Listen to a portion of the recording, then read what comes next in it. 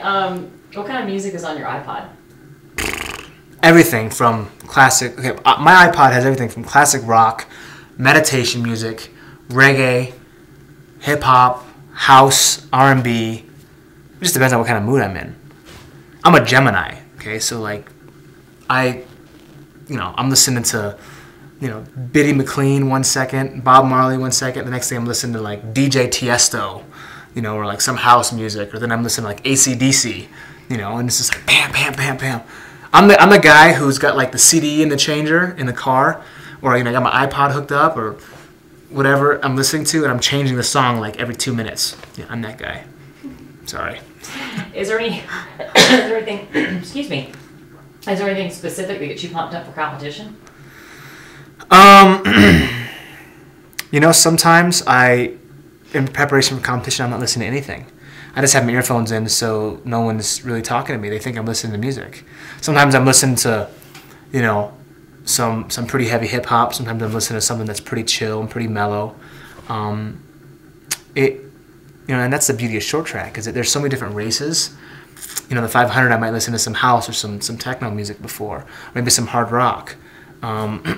Before a 1500 meter, endurance race, I might listen to some R&B to like calm me down and get me relaxed, or some reggae when I'm jogging around, just kind of like just kind of mellow. So it all really depends, Do you have a favorite movie? I don't have one favorite specific movie. I like any movie. I like a lot of drama movies. I like any movie that's got great acting in it. Doesn't necessarily have to have A-list actors. It can be a foreign film. We are relocated in Salt Lake City now, so Sundance comes. The Sundance Film Festival comes, and I go out and see a lot of these independent films, and I think they're amazing. A lot of them are amazing. I don't know. I enjoy film quite a bit. I really do. It's entertaining. It really is. Second to sports. All right, you don't have a favorite movie, but do you have a favorite food? Again, my food choices are like my iPod and music choices. It just depends on what mood I'm in. Me being of half Japanese descent, I love Japanese food. All types of Japanese food.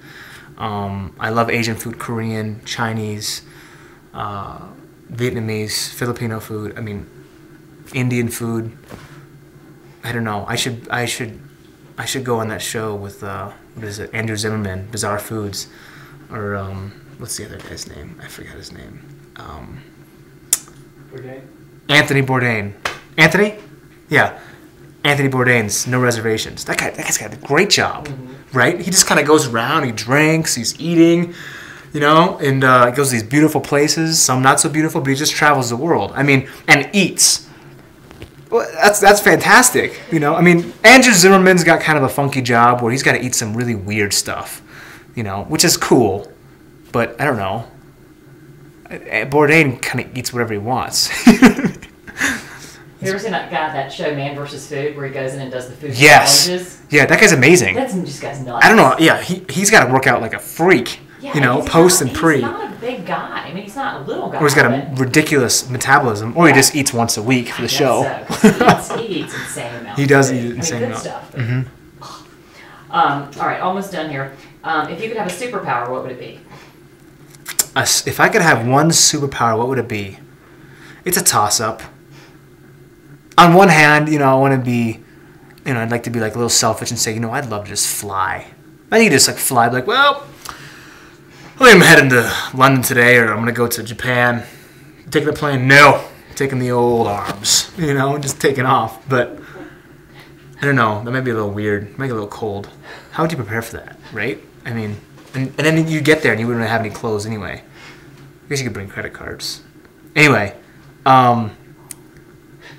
anyway, I don't know. But, then on the other aspect, imagine if you had like the ability to heal people.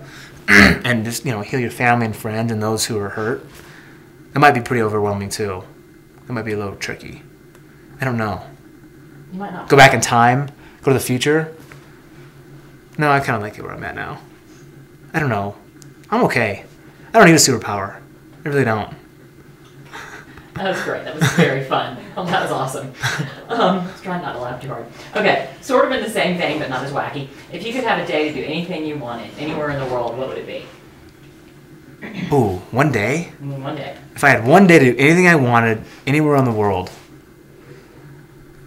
I gotta go back to my iPod choices here. I don't know. It depends on what mood I'm in. Okay, one day I want to say, you know what? I'd love to go back to like Greece and see like the old Olympic like history and see where it all started. On one hand, I'd like to say, well, I'd like to go back to Japan and have some really good sushi and sashimi. I'd like to go to Italy, have some good pasta. Notice how these things kind of revolve around food, right? I don't know. It's hard to say. There's so many beautiful places in the world. There's so many amazing cultures. I think I'd be happy just doing anything like that. Really, just flip a coin, you know. Is there anything you could tell us about yourself that people don't know about you? Anything? Yeah, I do. I really like Star Trek. It's really weird. I know. You know, I might be a geek. I don't know what it is, but I like the old Star Trek, like William Shatner. You know, when he was like the man on that show, you know, Captain Kirk. I don't know why I like that show. I just thought it was really cool, you know, because I watch it now and like the graphics are so terrible back then. They just didn't have the technology, and I love it. You know, you can see like little strings of like the little Starship Enterprise like flying around. I don't know, something I just like about that. Al Roker was on the Today Show this morning. He said he'd seen the new movie and he said it was fantastic. I heard it's really good. Yeah, which is cool. I mean, because it would kind of be sucky. I just got to find something to go with. Yeah.